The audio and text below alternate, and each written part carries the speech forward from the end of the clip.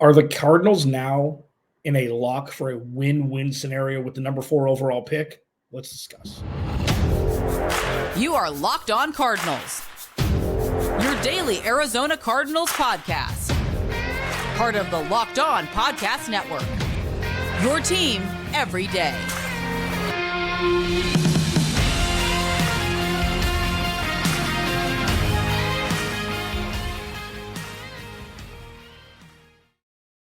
Welcome in, Locked On Cardinals. Alex Clancy here. Follow me on Twitter, Clancy's Corner. Follow the podcast at Locked On AZ Cards. Thank you for making Locked On Cardinals your first listen. Free wherever you get your podcast and on YouTube, part of the Locked On Podcast Network, your team every day. Please go to the YouTube channel, search Locked On Arizona Cardinals, hit that subscribe button. Still locked out of Twitter, working on it. You can follow me at Locked On AZ Cards. I'm going to be more active just on there and just come to the terms that I may never get my Twitter back. This episode of Locked On Cardinals is brought to you by FanDuel. Make every moment more. Right now, new customers get $150 in bonus bets with any winning $5 bet. That's $150 if your bet wins. Visit FanDuel.com/locked-on to get started. Lot to chat today. Combine's still going. Wide receivers going this weekend for those that are actually participating in the Combine. Marvin Harrison Jr. wasn't there for his 8:20 Central Time, I believe. Presser this morning was in the medical tent doing his medicals. We can talk about, what to look for when the wide receivers that are competing in the Combine, what to look for, and we'll discuss that in the third segment. Is it Chop Robinson at 27 now? I've got a theory. I've thought long and hard about this because – it's been Marvin Harrison Jr. at 4, and then offensive line at 27. And when in the first round, it's like, well, the top is you draft best player available. Why wouldn't it be best player available / need at 27? Now, the offensive line obviously is in need of an upgrade, especially if the Cardinals do go wide receiver at 4. But Chop Robinson jumped off the absolute stratosphere with his 40-time sub-4.5. He's 6'3". He's big dude, edge rusher out of Penn State, outside linebacker the Cardinals could desperately need. I'm going to make my case for Chop at 27 instead of offensive line. But first, the Cardinals are in a win-win situation at number 4 overall. And I brought this up the beginning of last week, I believe. J.J. McCarthy is going to be a name that's going to skyrocket up draft boards. And there's a report out, I believe, from Diana Rossini where she talked to a GM and said that don't be surprised if 4 quarterbacks go in the first 4 picks. There's so many teams in the top 12 that need a quarterback. It's not just Atlanta and Vegas and Denver. It's maybe the Giants. And it's the top 3 teams ahead of the Arizona Cardinals picking 1, 2, and 3. So the win-win scenario is here. And I know that people are in love with Marvin Harrison Jr., and this is going to be a part of the win-win scenario.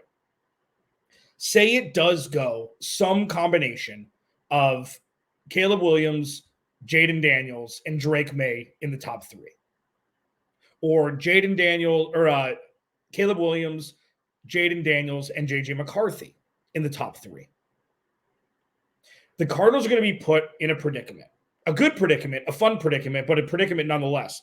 Do you stick and pick at number 4, or do you take a call maybe from Denver to drop out of the top 10, get at least a future first, if not 2, and a second this year to move back? And you could still draft, most likely, one of the top 3 receivers in the draft, or top 4 receivers in the draft. And then you're kicking the can down the road in a positive way where you'll have draft capital, yours and others, in 2025 as well. That's what we call, ladies and gentlemen, a win-win scenario. Yes, Marvin Harrison Jr. plug and play at 4. Sure, win. Trade back, get an extra first plus to move down to 8 or to move down to 12. I'm assuming that at this point the Falcons are eyeing Justin Fields. But there's always a team that comes out of the woodwork outside of the top 10 that wants to move up, will give up the future capital to get their guy. It was Houston last year with the Cardinals.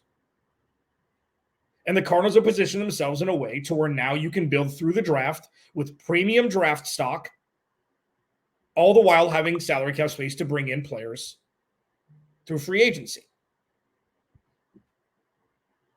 So when I say it's a win-win, we're very split. And I think it's probably, 70-30, 80-20, draft Marvin Harrison Jr. because the wide receiver one in a passing league with Kyler Murray and Michael Wilson out there and Trey McBride, that'll be fun. That'll be awesome. And he'll make the team better immediately. So will trading back and getting, 3 picks in the top 2 rounds of this draft and next draft. So be on whatever side you want, but understand going into the 2024 draft, the Cardinals win. They win. It's very rare that a team in the 4 spot is a target for a trade up for a quarterback when the top 3 picks are also quarterbacks. And this is obviously predicated upon Marvin Harrison Jr. not going number 3. If that's the case, obviously it's easier for the Cardinals to move back or draft Joe Alt or whatever it may be. There's always a team that comes out of the woodwork. It's like, here are a bunch of picks. Do you want to trade back 10 plus spots, but also have draft capital for the future that will be in the top 32, regardless, on top of your already first round pick? So we've come a long way. And I feel like going into this weekend and looking at what we've experienced with the Cardinals, it's something just to take a second, appreciate that it was so bad last offseason, so bad with what happened, and firing Steve Keim and Cliff Kingsbury, not knowing what will happen next, having zero trust in Michael Bidwell to actually make a change in how he does things. Through this past offseason of unknowns, Jonathan Gannon, Monti Ossenfort, I know he's won some rings, but we'll see. Then nothing in free agency. And then the draft looked incredible on paper. The season was fine. It was a lot more fun than expected. But still, you go into this offseason like, okay, now it's time. Now it's time to completely shift the trajectory of this team. Good luck. So when you look at number 4 overall, the Cardinals are in an incredibly strong position, regardless of what they choose to do. Now you just have to implement the "in Monti we trust." That's it. And in Jonathan Gannon you trust. That's it. Number 4 spot is kind of like this number 4 spot for this year is kind of like Rover in softball or Little League baseball. I don't think Little League baseball has it, but you're like right in the middle, right over second base, not in the outfield. You're kind of in no man's land, but you've got a lot of control over what your next move is going to be, and that's what the Cardinals have. They have nothing but possibilities. And if you've listened, if you're an everydayer, if this is your first listen, welcome. I'm going to catch you up to speed. The Cardinals haven't had possibilities when Steve Keim was GM.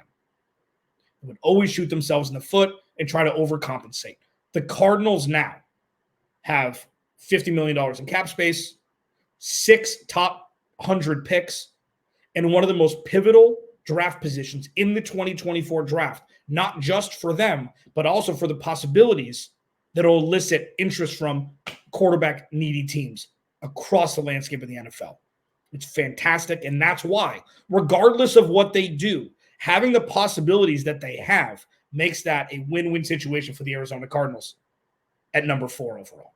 What about Chop Robinson? What about him? I'm going to explain to you why. I've seen all I need to see from Chop Robinson, defensive end, or outside linebacker, depending on scheme, why he'd be a perfect fit for the Cardinals and why his position makes it teeter over from offensive line to him. I'll discuss that next as we roll on here. Locked on Cardinals, your team every day.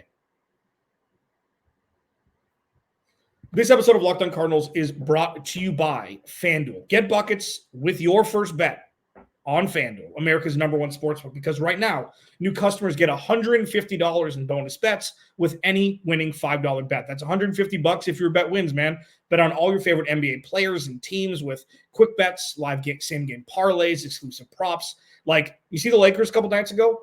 LeBron in the fourth quarter? Maybe you're a Laker fan. Maybe you want to go and put some cheese down on a long shot to win the NBA championship. Or if you want to go more towards a favorite, Boston's the odds-on favorite to win the NBA championship. They were plus 230 last time I checked on FanDuel. You can do that also. This is the time of year where you can put those futures in and watch everything play out. Just visit FanDuel.com/lockedon. and shoot your shot. FanDuel, official sportsbook partner of the NBA. So, listen, Alex Clancy, Locked On Cardinals. Please go to the YouTube channel, search Locked On Arizona Cardinals. Hit that subscribe button, man. If you want to go leave a review wherever you get your podcast, if you're in the audio world, I'd really appreciate that also. I try to put out the best content for you every day from my heart. So I appreciate you being here. The Arizona Cardinals have myriad needs across this roster. And there are certain positions in the NFL that after the first contract is up, the price point per year for that player absolutely skyrockets. Now, obviously, rookie scale contract to second contract will have an elevated number attached to it. That's not what I'm discussing. When you have the ability to draft an edge rusher, when you have the ability to draft an outside linebacker, depending on scheme, and he hits, chef's kiss.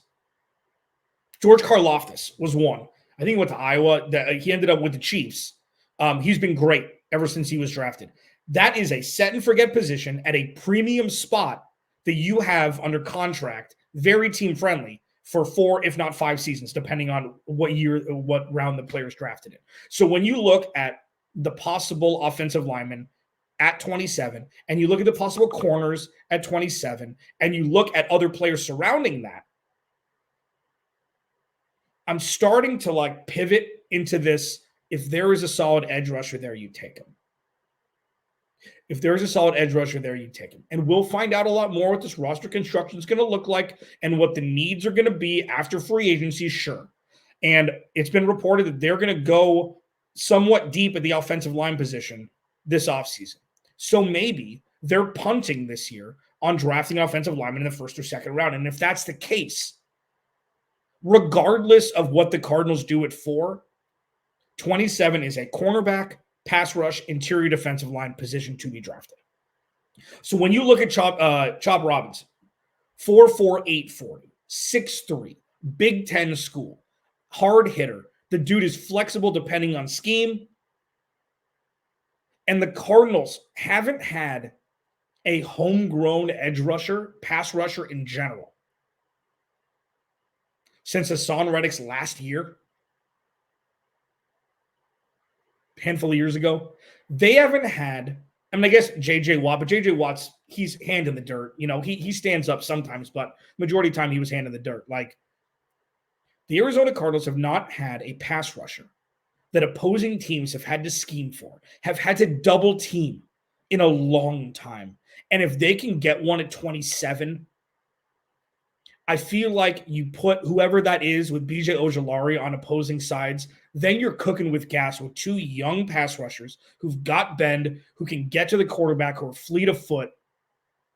And then you're looking at a strength in the front 7 for the Cardinals that hasn't been there since Chandler Jones was in his prime.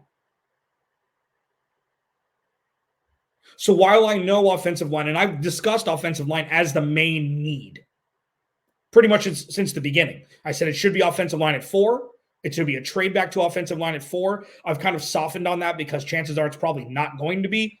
So I'm pivoting towards thinking future pacing instead of just, standing on my soapbox like this is what it should be. Because one of my favorite things to say, what I've said since day one, what I've said since, 2010 when I started in sports radio in Phoenix. If you don't protect the quarterback, nothing else matters. But if they're going to keep Paris Johnson on the right side, they've got Kelvin Beachum as a swing tackle, and they want to bring in a veteran left tackle for 2 years, fine. If that's the case, even more so, if you can get a pass rusher for the future at 27, a steal, you do it. And Chop Robinson checks all the damn boxes. Now, while corner is even a more massive need, believe it or not, I think building the cornerback room through free agency and then maybe drafting a corner in the second round, third round, whatever it may be more beneficial than drafting a young pass rusher because pass rushers make so much money. They make so much money on that second contract. And if you can get a guy for 4+ years on a rookie scale contract, and if he hits, Yahtzee. And that means you've got two guys, DJ Ojulari and Chop Robinson, who come in here and they're your pass rushers for the future, built through the draft. Maybe bring in a veteran or two this offseason, which I think they should anyways. But keep an open mind for pass rush at 27 instead of just thinking offensive line or corner is the only way to go there. Because while best player available and need, the percentage, the pie starts to kind of dissipate as you go from one all the way down to like the end of the first round. Drafting for a need is still massively important, and the Arizona Cardinals need pass rush. What are you going to look for when the wide receivers compete this weekend at the Combine? I'll discuss that next. Locked on Cardinals, your team every day. This episode of Locked on Cardinals is brought to you by BetterHelp. It can be easy to ignore our social battery and spread ourselves thin, especially with social gatherings picking up after the winter. And what's the right amount of socializing for you? How do you recharge? Maybe you thrive around people and maybe you need some more alone time. Well, therapy can give you the self-awareness to build a social life that doesn't drain your battery. And if you're thinking of starting therapy, give BetterHelp a try. It's entirely online, designed to be convenient, flexible, and suited to your schedule. Just fill out a brief questionnaire to get matched with a licensed therapist and switch therapists anytime for no additional charge. Find your social sweet spot with BetterHelp. Visit BetterHelp.com/lockedon today to get 10% off your first month. That's BetterHelp, HELP.com/lockedon. Final segment, Locked on Cardinals. Alex Clancy here. Follow me on Twitter at Clancy's Corner. Follow the podcast at Locked on AZ Cards. Thank you for making Locked on Cardinals your first listen. Free wherever you get your podcast and on YouTube, part of the Locked on Podcast Network. Your team every day. So Marvin Harrison Jr. is not going to compete, not going to participate in the 2024 Combine. Drills for wide receivers. Wide receivers are going to show out tomorrow. What are you looking for? Not only for the first round, second round, third round, all the way down the list. What is the thing that you want to look for when looking at wide receivers? Wide receivers are going to be able to run routes. Most are going to be able to catch balls. What are you looking for? For me, above all else, you're looking for that one wow catch. You're looking for that CeeDee Lamb catch, turn, 2 feet down. Justin Jefferson had a wild catch during the Combine also. You're looking for the wow, sure. The 40's important, of course. But there's been more John Rosses than there haven't been. With speed, John Ross, I think, was a 4.3 40. So just because a player is fast doesn't mean he's going to make a good wide receiver.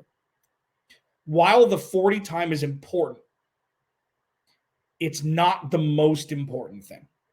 Being able to make catches when you're tweaking your body in an unnatural, inorganic way with a ball thrown your way, that's what you're looking for. In this day and age of the NFL, if you can catch balls you're not supposed to catch, that makes you valuable. It's not just catch radius. It's not just 6'3" with 11-inch hands and, things like that. It's not just that anymore. With the amount of weight that's been put on the wide receiver position, it's what you can do that's special. And for me, that's what I'll be looking for. That one catch. Like, I'm excited to see Xavier Legette. He's a third-round target from South Carolina. He's kind of a darling. I'm assuming he's going to go in the second round, even though he's mocked in the third. There's always one running back and one receiver that go a little bit higher than their projections. I think it's going to be Blake Corum and Xavier Legette this year. But I'm excited to see the wows. I'm excited to see the top 10 plays. And no, it's not just about being fantastical. Sure, it's about how you can run routes. It is about how fast you are, obviously. It's about your hands. But more receivers than not who get drafted in the top 2 rounds are going to have at least a benchmark of that. At least a baseline of that. It's going to be the special catches. The one for me, every day, as you'll know this, Troy Franklin. That's my guy that I'll be watching. Because if the Cardinals do go different position, if they do trade out of 4 and don't get Marvin Harrison Jr., he should be their number 1 target at 27. Or if they want to move up, things like that. Their second pick should be Troy Franklin. if they don't go Marvin Harrison Jr. number 4. I just want to have that solidified in my brain with his performance on Saturday. I'll be watching. I hope you will be watching. Alex Clancy, Locked On Cardinals. Without you, there is no me. I'll talk to you Monday.